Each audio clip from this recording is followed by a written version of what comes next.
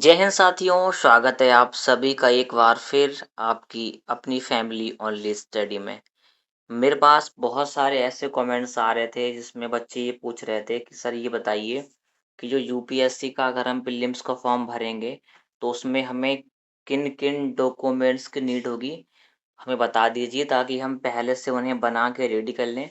और कई बच्चों के साथ तो ये प्रॉब्लम है कि उन्हें ये समझने में कन्फ्यूजन हो रहा है कि कास्ट सर्टिफिकेट जो लगता है, वो किस तरीके का लगता है, स्टेट का लगता है या सेंट्रल का लगता है। यहाँ तक कि जो ओबीसी एनसीएल का सर्टिफिकेट होता है, उसमें भी बहुत सारे बच्चों को कन्फ्यूजन है कि आखिर वो होता कैसा है और कैसे बनवाया जाता है।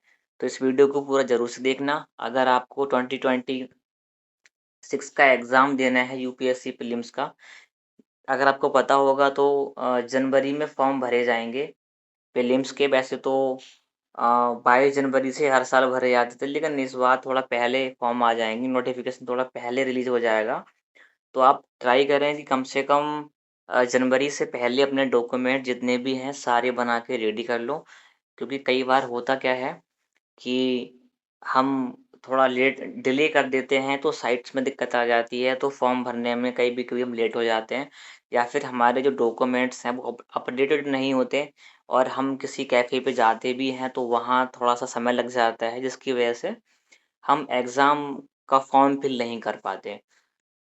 तो यहाँ पे क्या-क्या डॉक्यूमेंट्स आपको चाहिए होंगे, उसके बारे में हम चर्चा करेंगे, तो वीडियो को पूरा ज़रूर से देखना। और अगर आप वीडियो पे नए हैं, तो बगैर सब्सक्राइब किए मत जाना। यहाँ पे बहुत सी इन्फॉर्मेटिव जानकारी आपको फ्री में प्रोवाइड कराई जाती है। तो यहाँ पे आप देख पा रहे हैं, ये जो फॉर्म आप देख पा रहे हैं, ये 2025 का जब यूपीएससी का फॉर्म आया था, तब ये भरा गया था और उसमें किस-किस डॉक्यूमेंट्स की नीड हुई थी, आपको बताऊँगा। उसी के अनुसार में यही डेटा है हमारे पास। हालाँकि जब कोई न्यू अगर डॉक्यूमेंट्स यूपीएससी की तरफ से माँगा जाएगा, तो जब नोटिफ़िकेशन जारी करा जाएगा तब पता चलेगा कि आखिर वो कौन-कौन से डॉक्यूमेंट्स माँगे जा रहे हैं।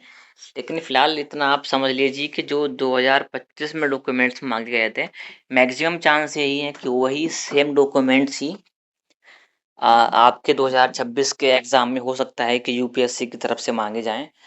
2025 में क्या हुआ था कि आपके पापा-मम्मी का पैन कार्ड भी माँगा गया था।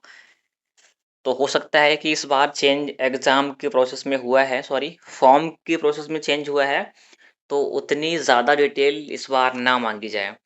तो 2025 में क्या-क्या डॉक्यूमेंट्स माँगे गए थे आपको बताता हूँ मैं। देखो, सबसे पहला डॉक्यूमेंट था आपका आईडी प्रूफ़। आईडी प्रूफ़ के लिए आप अपना पैन कार्ड भी दे सकते हैं। अगर आपके पास आधार कार्ड है तो वो भी आप दे सकते हैं। अगर आपके पास डीएल है तो वो भी आप दे सकते हैं। इसके अलावा अगर आपके पास पासवर्ड है तो वो भी आपका लग जाएगा। पहली चीज़ आपकी हो गई आईडी प्रूफ़ के लिए, उसमें आप पेन लगा सकते हैं, डीएल लगा सकते हैं, पासवर्ड लगा सकते हैं, आधार लगा सकते हैं। अब सेकंड चीज़ आपको 10th की मार्कशीट, अगर आपने 10th किया होगा तो उसमें जो डीओबी होती है उसका वेरिफ़िकेशन करने के लिए आपकी 10th की मार्कशीट लगाई जाती है। तो अगर आप यूपीएससी का फॉर्म भरना चाहते हैं तो आपके पास 10th की मार्कशीट होना बहुत ज़्यादा कंपल्सरी है। अब थर्ड चीज़ यहाँ पे आती है वो ये है कि अगर आपने ग्रेजुएशन किया है, तो ग्रेजुएशन की आपकी मार्कशीट लगती है। बाय चांस अगर मैंने लिख दिया 10th यहाँ पे यार। अगर ग्रेजुएशन आपकी कंप्लीट है तो आपकी मार्कशीट लग जाएगी, लेकिन बाय चांस अगर आप अपीयरिंग में हैं तो उसमें अपीयरिंग का भी एक ऑप्शन आता है। अगर आप वो कर लेंगे सेलेक्ट, तो आपका जो फ़ोटो है या डॉक्यूमेंट है वो मार्कशीट स्कैन करने के लिए वो नहीं बोलेगा। लेकिन हाँ, आपकी जानकारी के लिए मैं बता दूँ कि आप प्रीलिम्स तो दे सकते हैं बगैर ग्रेजुएशन की मार्कशीट के। लेकिन बाय चांस अगर आपका प्रीलिम्स क्लियर हो जाता है, तो जब आप मेंस के लिए अप्लाई करेंगे तो वहाँ पे आपकी ओरिजिनल मार्कशीट वेरीफ़ाई होती है। अगर आपके पास तब तक मेंस होने तक अगर आपके पास ओरिजिनल मार्कशीट नहीं होगी, तो मेबी कि आप मेंस नहीं दे पाएँगे। तो ट्राई करिए कि मेंस की मार्कशीट आपके पास, सॉरी ग्रेजुएशन की मार्कशीट आपके पास मेंस से पहले आ जाए। और अगर अभी नहीं है तो आप प्रीलिम्स का फॉर्म भरने के लिए बेसिक एलिजिबल हो जाएँगे। अगर चौथे डॉक्यूमेंट के बारे में बात करें तो वो है आपका आईडी प्रूफ के लिए मैं आपको बता दिया कि जो वही सारा कुछ लगता है आईडी प्रूफ के लिए। और 5 अगर 5 के बारे में बात करें तो वो है आपका ओबीसी ईडब्ल्यूएस सर्टिफिकेट। मतलब कि ये कि अगर देखो बहुत से लोग ये कहते होंगे कि कास्ट सर्टिफिकेट नहीं लगता है, ऐसा नहीं है। कास्ट सर्टिफिकेट लगता है, लेकिन हाँ अगर आप जनरल कैटेगरी से आते हैं तब आपका कास्ट सर्टिफिकेट नहीं लगेगा। लेकिन अगर आप जनरल कैटेगरी में ईडब्ल्यूएस का रिजर्वेशन लेना चाहते हैं तो भी यहाँ पे देखो साफ साफ बताया गया है कि certificate of undertaking of for OBC EWS candidates as applicable in a single file. The original physical copy of undertaking must be obtained at the time of personality test. यहाँ पे आपने अगर उसके लिए अप्लाई करा है तो भी आप फॉर्म भर सकते हैं, लेकिन जब आप इंटरव्यू के लिए जाएंगे तो आपके पास ओरिजिनल कॉपी होना कंपलसरी है।